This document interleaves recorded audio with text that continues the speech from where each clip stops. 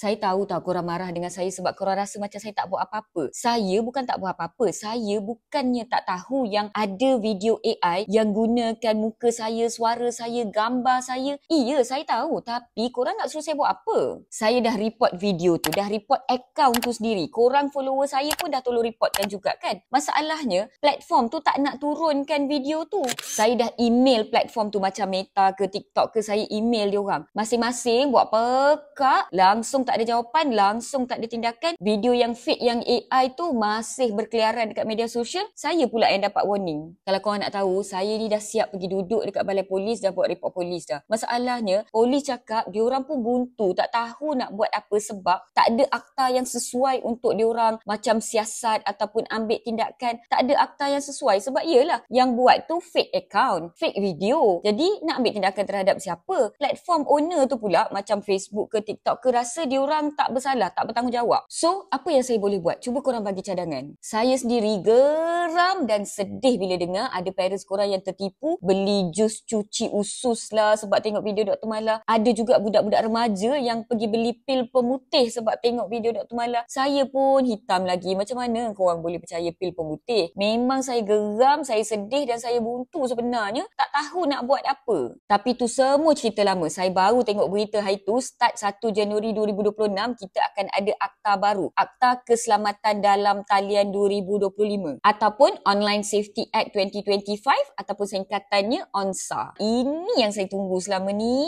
Bagi saya guys, ONSA adalah langkah besar ke arah dunia digital yang lebih selamat untuk kita rakyat Malaysia guys. It's a big step and a good one. Sebab dengan penguatkuasaan ONSA, platform wajib buang kandungan berbahaya macam kandungan eksploitasi seksual melibatkan kanak-kanak, penipuan kewangan, akaun palsu, iklan pelaburan palsu. Korang tahu tak kenapa ni penting? Sebab kita rakyat Malaysia dalam masa kurang daripada 2 tahun dah kehilangan hampir 2 bilion ringgit akibat daripada scam online. Dan yang ketiga yang platform wajib buang adalah penyamaran. Inilah yang saya tunggu-tunggu. Penyedia platform bertanggungjawab turunkan video penyamaran yang orang jadi pegawai bank, polis, agensi kerajaan, termasuk orang macam saya lah doktor. Sebelum ni guys, tak ada undang-undang yang mewajibkan platform tu untuk bertindak. Dengan ONSA, tanggungjawab report dan turunkan kandungan mengarut dan berbahaya ni semua bukan sekadar di bahu kita sebagai pengguna semata-mata, tetapi juga di pihak platform. Sebab itulah sebagai influencer dan juga parents dengan anak dalam generasi alpha, saya memang bersyukur sangat bila akta ni diwujudkan, dibahaskan dan akan berkuat kuasa soon. Yang penting saya percaya ONSA akan beri kita dunia internet yang lebih selamat tanpa merampas hak kebebasan bersuara kita dan takkan libatkan content creators yang kongsi info secara sah